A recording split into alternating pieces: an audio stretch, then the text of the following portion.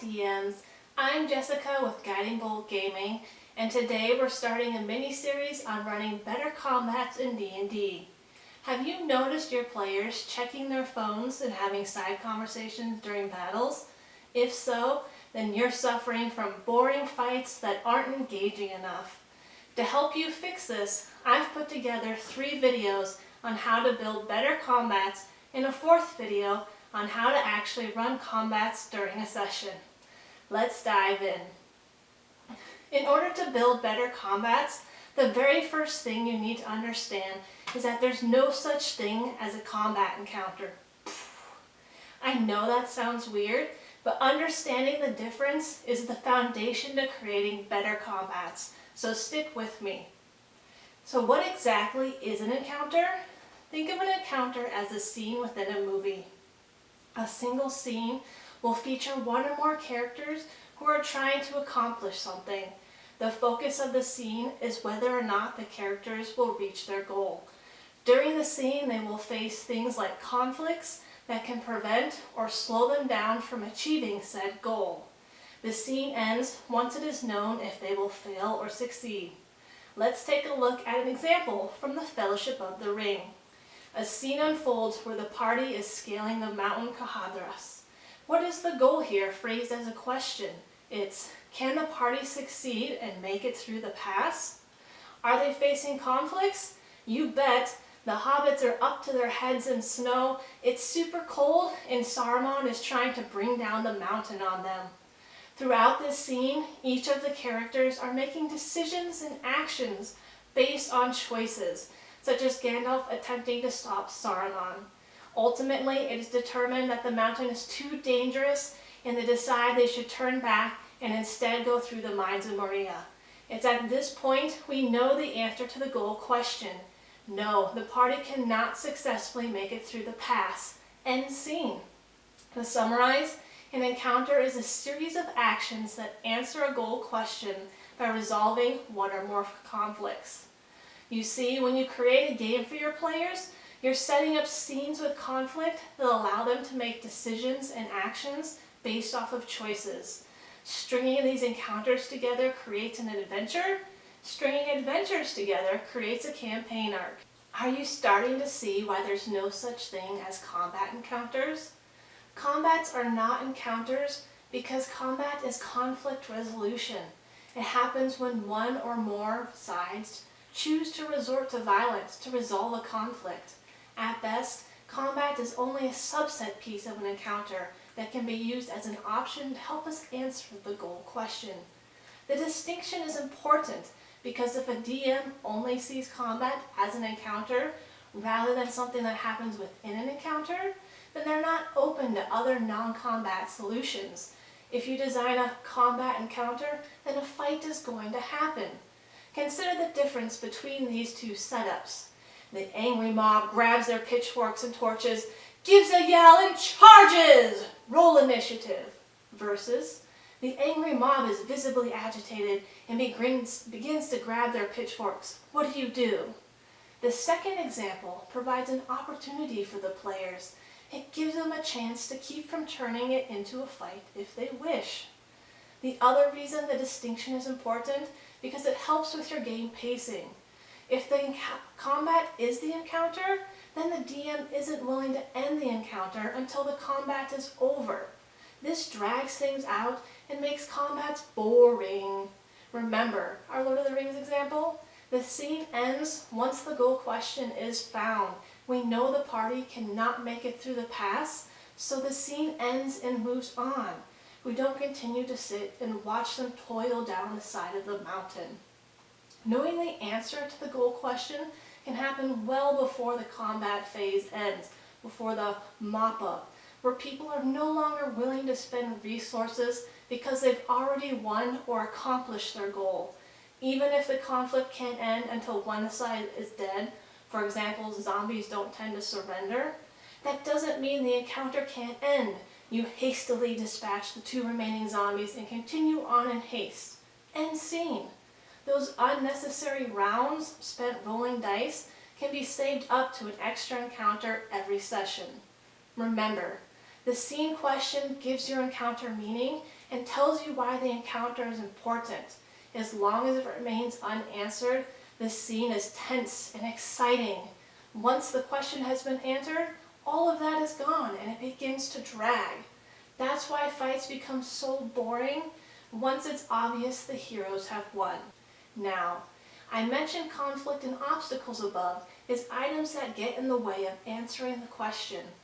They prevent or slow the party down from answering the question in any old way they want. It is what helps build the excitement. So how do we create conflict? We need at least two forces whose goals are in direct conflict with one another. Both parties cannot achieve their objectives at the same time. Consider an owlbear in a dense forest that the party is traveling through to get to the next village over. Do we have a conflict here? No.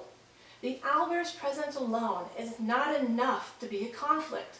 But what if I told you that the owlbear is territorial of the trail the party is traveling on because its den is nearby? Now do we have conflict? Yes.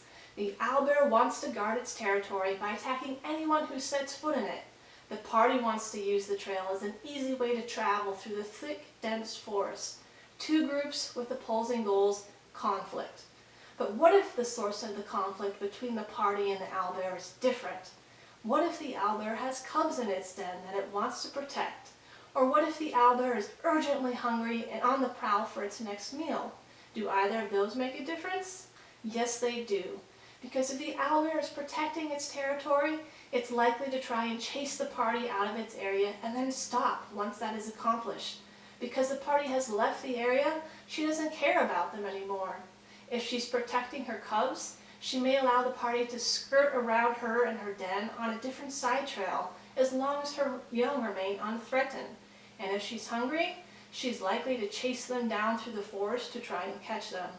That's why it's important to understand the source of the conflict too. Once the clash of desires has ended, whether through a fight or some other means, the conflict ends. Thus the scene's question can be answered and the encounter is over. Now that we have some of the big picture stuff out of the way to help us set the scene for our battles, let's dive into discussing some of the elements we'll need, like creatures. A lot of DMs will pull out their Dungeon Master guides and start doing some math here. But when it comes to designing combats, numbers aren't the only thing. Consider the party facing a gelatinous cube in a narrow dungeon corridor with a locked door blocking their only escape route. Pretty terrifying, right?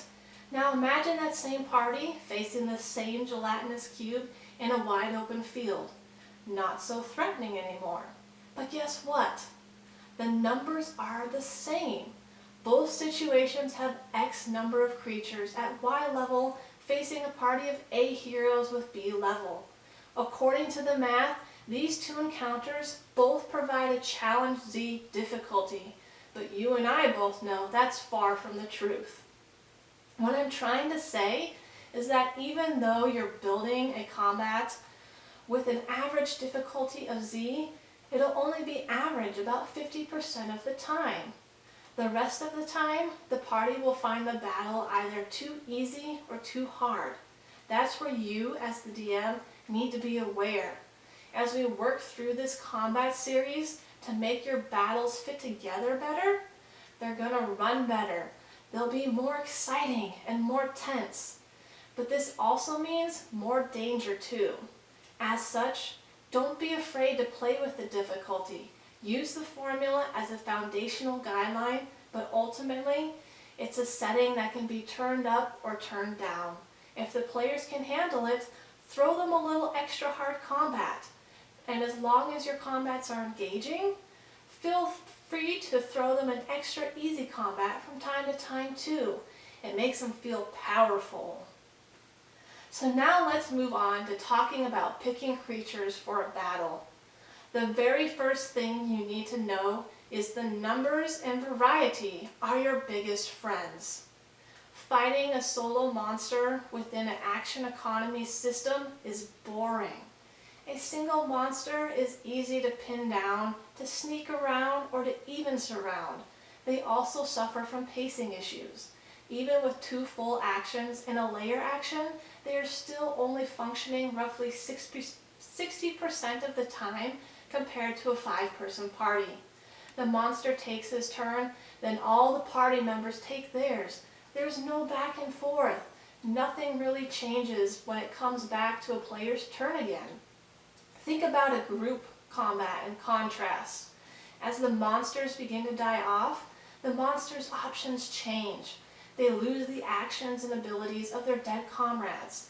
This means that the party can make interesting choices about which threats to eliminate first. Additionally, as each monster within the group dies, it acts like a progress bar for the fight. The party has a gradual sense of working towards their goal. With a solo monster, all the rounds are identical until he's dead. There's no major changes until that final point. When you're adding monsters to a fight, it's about more than adding a stat block too.